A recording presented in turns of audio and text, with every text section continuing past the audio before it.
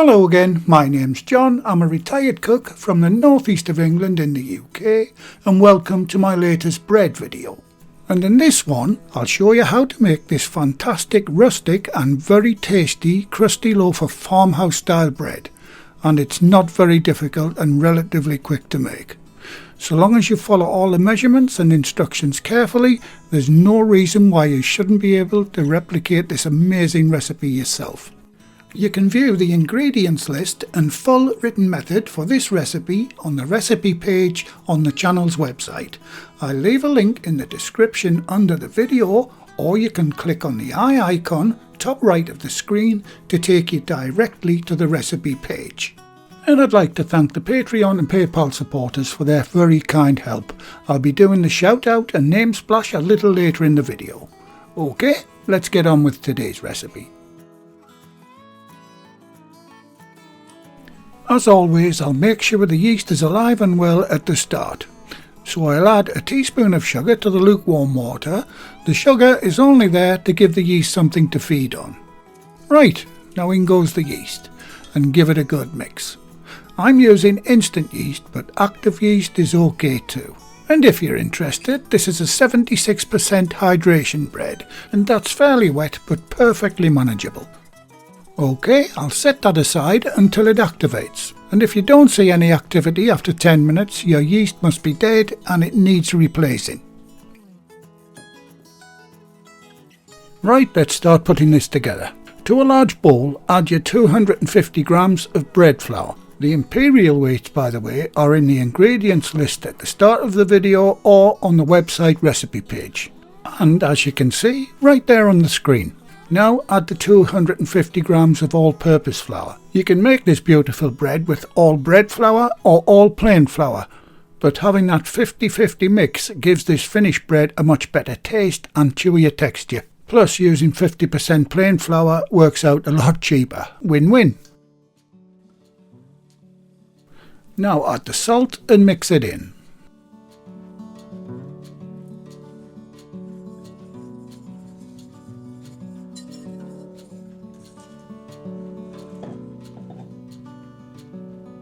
Okay, make a well in the flour and add your now active yeast mixture.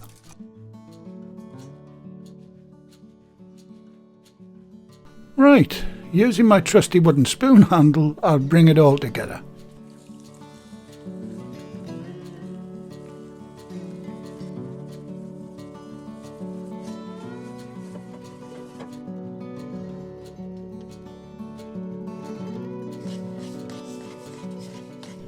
To finish it off, use your bowl scraper to clean down the sides of the bowl and tidy it up.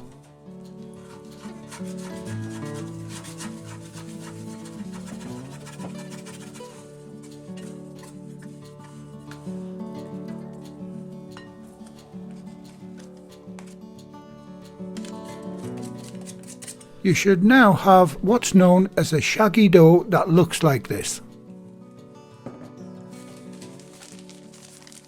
Now cover the bowl. I like to use my shower cap method for this. Now get it into a nice warm spot to proof. I like to use my oven with just the light bulb on for this. Now set your timer for 1 hour.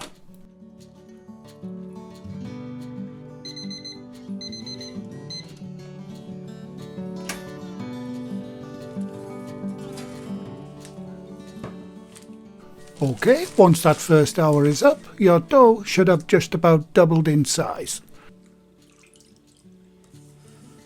Now turn out your dough onto a slightly wet surface as shown.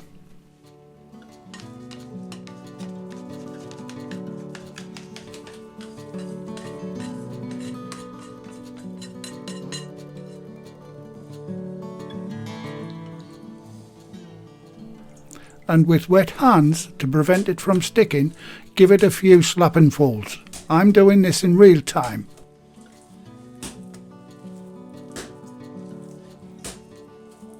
So I've given mine 7 turns altogether. You'll see the dough become much smoother at this point.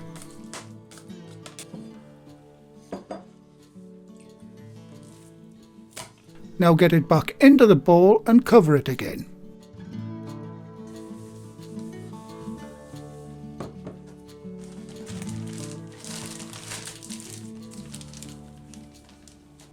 Okay, now get it back into its warm spot and let it proof for 45 minutes this time.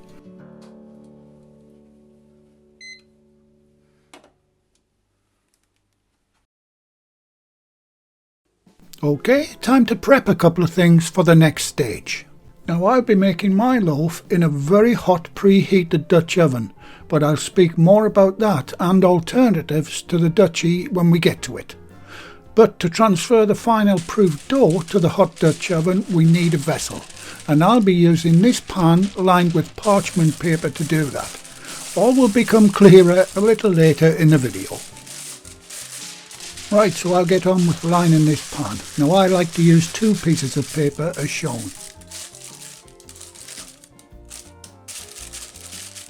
In one of my video trials I used this brown parchment paper and it stuck fast, so it's much better to use the white version, and this is the brand I use. I'll leave a link in the description where to find it on Amazon, and I'm not being sponsored by the way.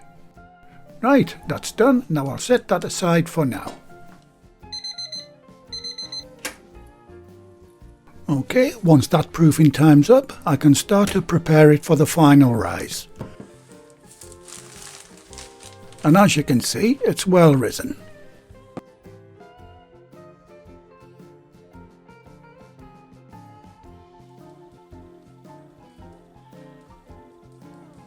Now turn out the dough onto a well floured surface this time.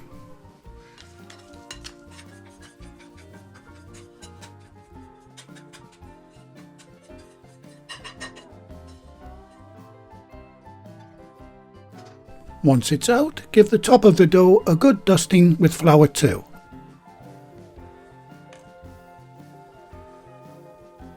Now carefully start to knock the dough back. And you can do this by using your baker scraper as shown. Now it is a pretty sticky dough, so use plenty of flour, and this is really good practice for handling these high hydration doughs. Once you get it formed into a flat ball shape like mine, use your hand and scraper to quickly but confidently get it into the parchment lined pan. And there you go, it's in.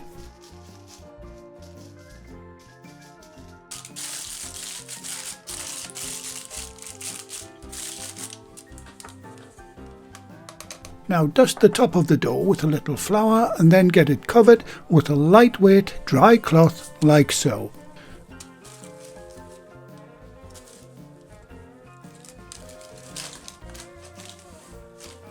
Now I'm going to just let mine sit on the bench this time and set your timer for 1 hour. Now this time may vary depending on the temperature of your kitchen.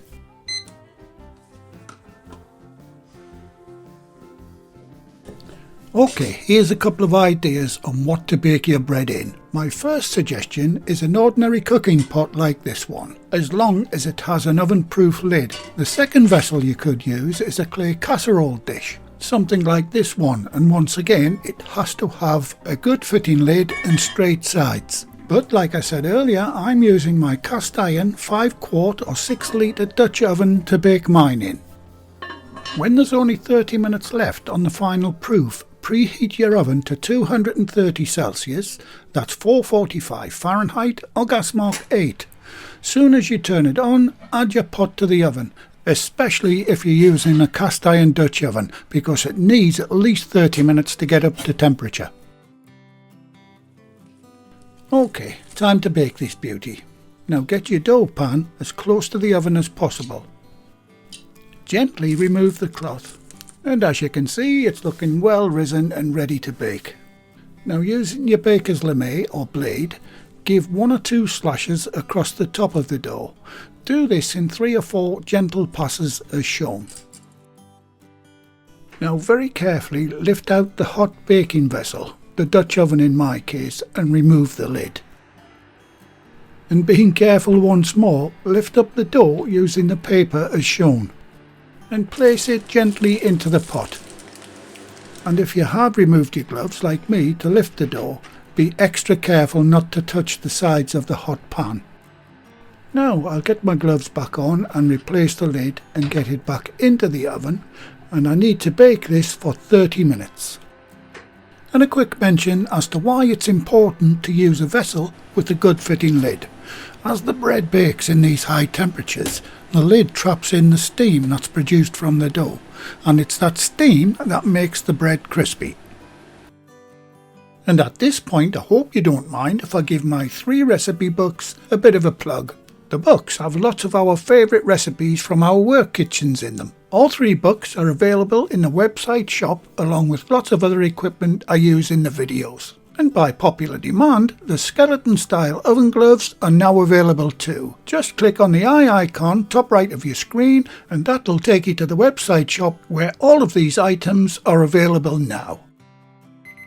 Once the 30-minute baking time is up, reset your timer for 5 minutes, open the oven door and remove the lid.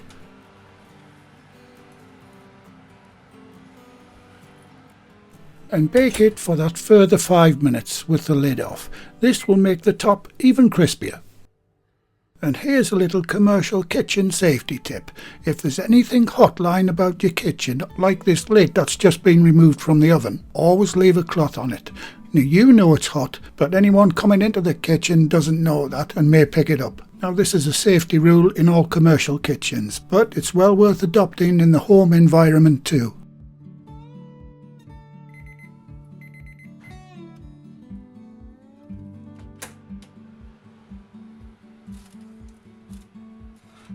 And after that 5 minutes, carefully remove the bread from the Dutch oven as shown.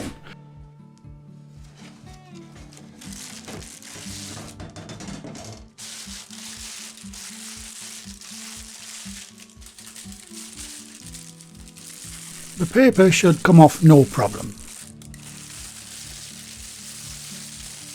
And doesn't that look amazing? You can call it done at this stage. But if you want to make the crust even crispier, place it back in the oven for what I call commando style and give it a further 5 minutes. And once that time's up, remove it from the oven and onto a wire rack to cool.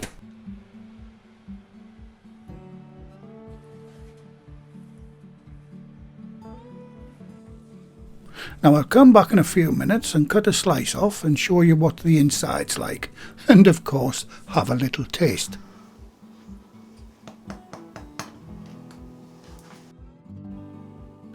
Okay, it's been resting for 10 minutes and I can't wait any longer. It's still a little warm, but that's just how I like it. Nice and crispy too. A really nice bread recipe to try over the Christmas holidays.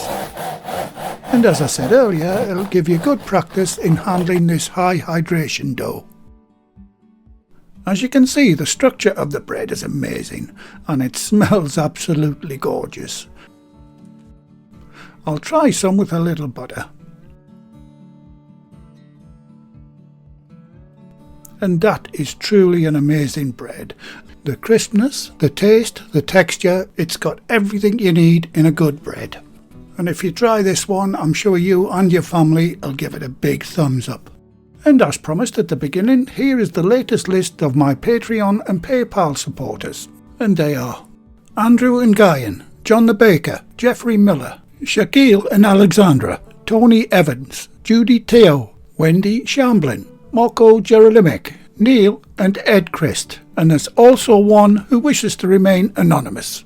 Thanks very much guys, I really do appreciate all that you do in supporting the channel. Well, thank you again for watching. Please like, share, comment and subscribe by hitting the circle above.